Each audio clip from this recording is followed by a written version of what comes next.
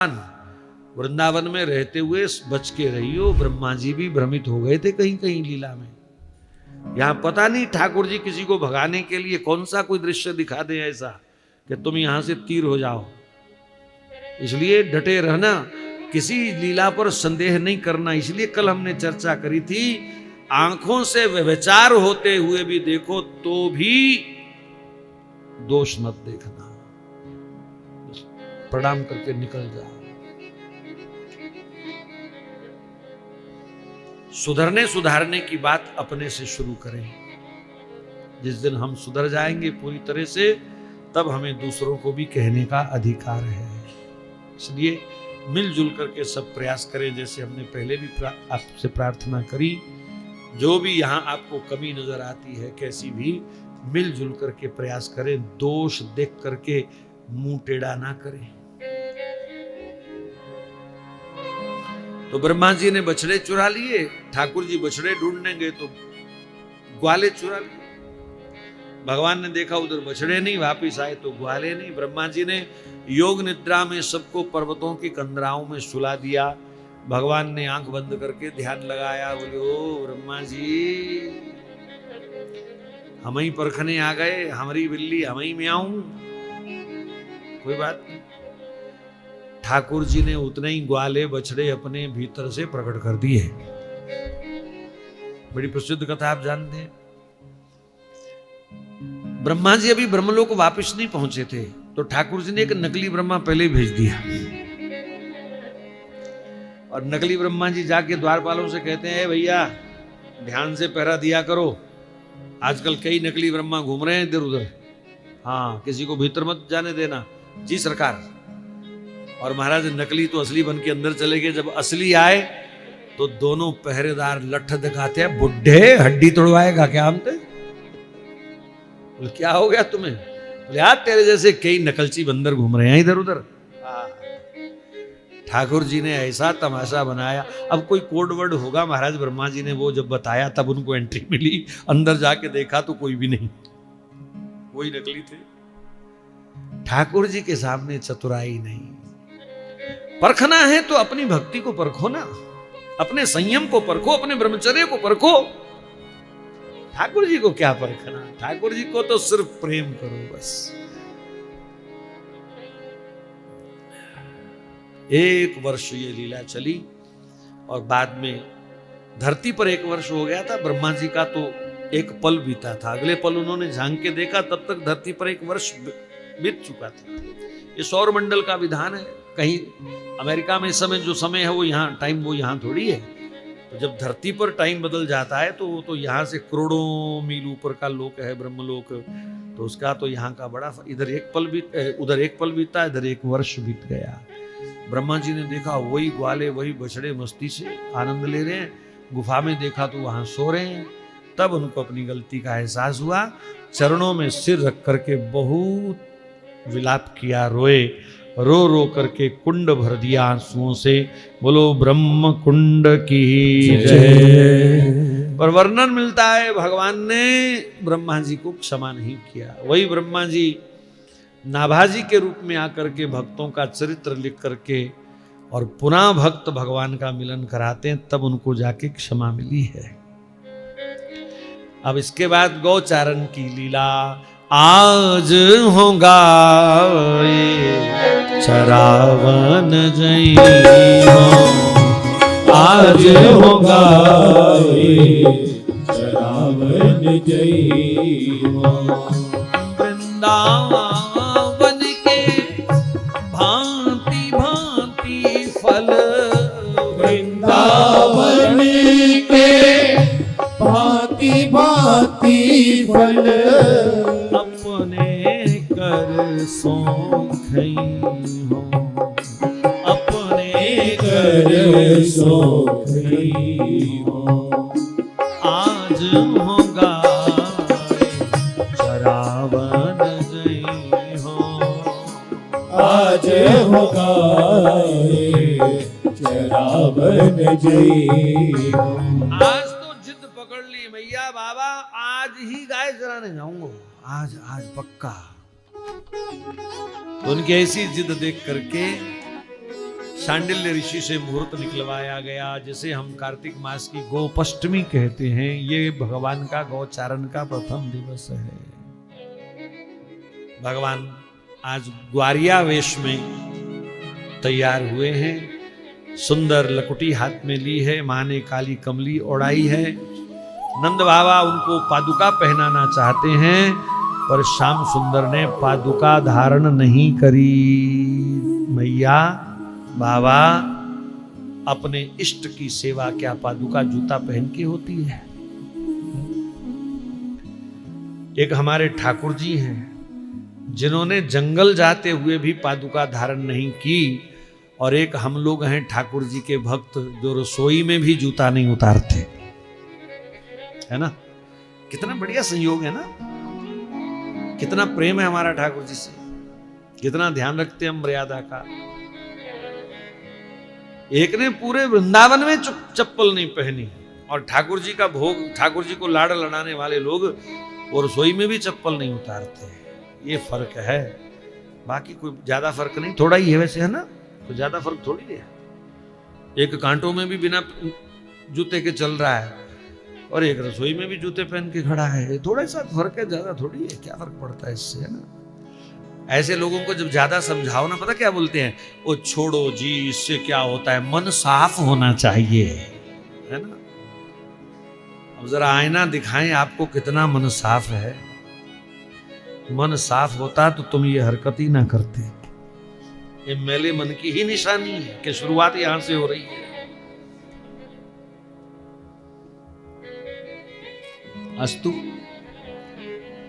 ब्रह्मा जी क्षमा करें, गाय चराने के लिए भगवान गए हैं वन में। गैया के बहाने भगवान ने गौ माता की महिमा हमको समझाई है,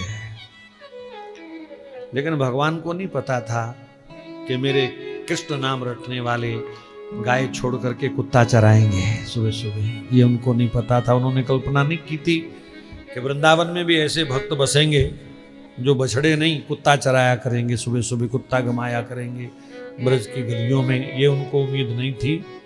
तो कभी ठाकुर जी मुझे मिले तो मैं उनको बता दूंगा कि महाराज आपके वृंदावन में लोग कुत्ता घुमाते हैं। सबसे बड़ी बाधा गौचारण में कालिया नाग, जिसके विष से जल प्रदूषित होता था।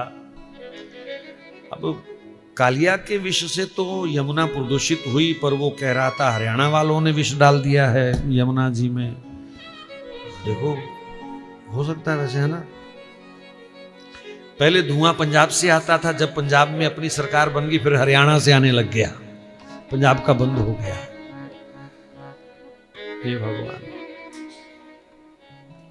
मेरी कोई उससे पर्सनल दुश्मनी नहीं है, लेकिन इसलिए दोगले आदमियों को बात करके ना थोड़ा मन खुश हो जाता है कि चलो बढ़िया है, ठीक है ना? कितने अलग अलग किरदार हैं इनके। गिरगिट भी बेचारा पछता रहा होगा कि मैं गिरगिट बन के क्या मिला मुझे, मेरे से बढ़िया गिरगिट तो ये लोग बैठे हैं यहाँ पर। बाकी वो हमने तो मंत्रा वाला सूत्र रखा हुआ है, याद को नृप होए हमहू का हानि, हमहू का हानि, हमने क्या दखल देना, पर मजे लो इनके। खैर, उस कालिया के लिए भगवान ने गेंद का बहाना बनाया है। कथा प्रसिद्ध है इसलिए विस्तार नहीं। हाँ, ठाकुर जी की इस बहादुरी के लिए हम ताली बजाते हुए जरूर उनकी प्रशंसा करेंगे। तांडव गति मुंडन पर निरत वनमाली, पंग पंग पंग पग पटकट फन फन फनयों पर बिम बिम बिम बिनती करत नाग वधुवाली,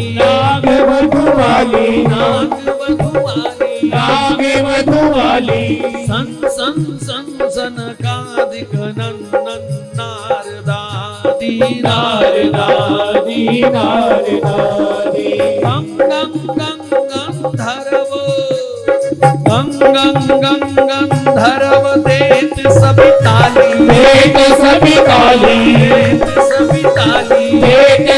ताली सूरदास प्रभु की महिमा किन किन हूँ न जानी, चन चन चन चन चरण धर धरत चंचन चंचन चरण धरत अभय भयो काली अभय भयो काली अभय भयो काली कालिया मर्दन भगवान की भगवान ने कालिया को वहां से खदेड़ा। मतलब गाय प्रेम देखिए प्रभु का, सहस्र फन वाले कालिया से भिड़ गए। हमारे सामने कोई गाय को डंडा मारे हमें कष्ट होती है, विरोध करते हैं हम उसका, वो छोड़ो जी जो करेगा सो भरेगा, चलो आगे। गलत है। पाप करना अगर पाप है तो पाप देखना भी पाप है। जिस दिन कालिया लीला हुई उसी दिन वहां अगल बगल जंगल में ठाकुर जी से ही प्रेरित आग ने सारे जंगल को घेर लिया। वास्तव में स्थिति क्या है, जिस दिन कालिया लीला हुई है उसी दिन दावानल पान हुआ है, क्योंकि कालिया के विष से वो सारे पेड़ जहरीले हो चुके थे और नाग के साथ खेलते खेलते भगवान को लगभग 4 साढ़े 4 शाम के बज चुके थे। सब भूखे प्यासे खड़े थे बाहर, और जब प्रसन्नता होती है तो भूख और बढ़ जाती है ना। तो जब कृष्ण को वो नाचते हुए देखेंगे तो उनको भूख और बढ़ जाएगी, तो ये टूट पड़ेंगे, घर जाने में तो समय लगेगा, ये इन्हीं फलों पर टूट पड़ेंगे। तो ये सब दूषित हैं, प्रदूषित हैं, विषैले हैं, मरेंगे बेचारे मेरे ब्रजवासी। बाहर निकलते ही ठाकुर जी का स्वागत हो गया, हो हल्ला हो गया थोड़ी देर। अब सब अपने पेट पर हाथ रखने लगे, यार बड़ी भूख लगी है। तो ठाकुर जी ने उसी समय या देवी सर्वभूतेषु निद्रा रूपेण संस्थिता, उसी समय योग निद्रा का आवाहन किया और वहीं पर ब्रजवासियों को सुला दिया काली देह पे। और रात्रि जब बढ़ी तो उस सारे जंगल को भगवान ने आग के हवाले करवा दिया। अग्निदेव भस्म कर दो ये सारे विषैले पेड़ पौधे हैं। और जब अच्छी तरह सब पेड़ पौधे जल गए तब जाकर के कहीं ब्रजवासियों की आंख खुली, कृष्ण बचाओ आग लग गई, हम तो गिर गए बीच में। भगवान ने कहा चिंता मत करो। लंबा सांस भगवान ने खींचा और सारी आग पी गए। भगवान के पास रहने का देखा कितना फायदा है। हमारे भी जीवन में काम, क्रोध, मोह, लोभ, अविद्या, मत्सर, विषय, वासना, कई प्रकार की अग्नि हमको हर समय जलाने का प्रयास करती है। भगवान की शरण में रहोगे तो इस आग को भगवान समाप्त कर देंगे, तुम्हारा जीवन शांत हो जाएगा। भगवत कृपा के बिना कोई भी अग्नि शांत नहीं हो सकती, चाहे काम है चाहे क्रोध है, कोई भी अग्नि। हमारे एक ठाकुर जी ने दोपहर के 12 बजे जन्म लिया, दूसरे ठाकुर जी ने रात के 12 बजे जन्म लिया। ये दोनों के 12 क्यों बजे वाला? अब किसी को पंजाब में बोल दो तेरे 12 बज गए तो सिर फाड़ देगा वो। हम अपने ठाकुर जी को कह रहे हैं तुम दोनों के 12 बजे हैं, तुम दोनों के 12 बजे, एक के दिन के 12, एक के रात के 12। दोपहर के 12 बजते हैं तो भूख सताती है, रात के 12 बजते हैं तो काम सताता है। भूख ज्यादा सतावे तो राम राम गाइए, काम ज्यादा सतावे तो श्याम श्याम गाइए। इसलिए दोनों ने 12 बजे को चुना। दावानल पान हुआ। आगे चल करके वर्षा ऋतु, शरद, अब आग पी है तो ठाकुर जी को गर्मी लगी होगी ना, तो श्री सुखदेव जी ने तुरंत वर्षा ऋतु का वर्णन किया है। सावन की बहार, कैसे श्याम सुंदर की बंसी बजती है, कैसे पशु पक्षी भी पंख फड़फड़ाना भूल जाते हैं उस समय उड़ते उड़ते, कैसे बछड़े मां का थन छोड़ करके श्याम सुंदर की ओर निहारने लग जाते हैं। बड़ा मनोहर प्रसंग है भैया। पर महाराज क्या करें, नीचे दाल सब्जी कढ़ी सब ठंडी हो रही है। गोपियों के कात्यायनी व्रत का वर्णन है। कार्तिक मास में गोपियां कात्यायनी पूजन करती हैं। कात्यायनी माने मां भगवती दुर्गा। और क्या कहती हैं? नंद गोप सुतम देवी पतिम में कुरुते नमः। ये जो नंद लाला का है ना छोरा, नंद बाबा का छोरा कृष्ण, इसको हमारा पति बना दो। मजेदार बात यह है, दादी भी यही बोल रही है और पोती भी यही बोल रही है, सास भी यही बोल रही है, बहू भी यही बोल रही है, भाभी भी बोल रही है, ननद भी बोल रही है, नंद के लाला को हमारा पति कर दो महाराज, जल्दी जल्दी माता कृपा करो। पति का मतलब पालनहार, आत्मा का पति। हम सब गोपी स्वरूपा हैं और हमारे पति अस अभिमान जाई जनि मोरे, मैं सेवक रघुपति पति मोर। हर संत, तुलसीदास जी कह रहे हैं राम जी मेरे पति हैं। लो, कहां शादी हुई थी? मिथिला में हुई थी, अयोध्या में हुई थी।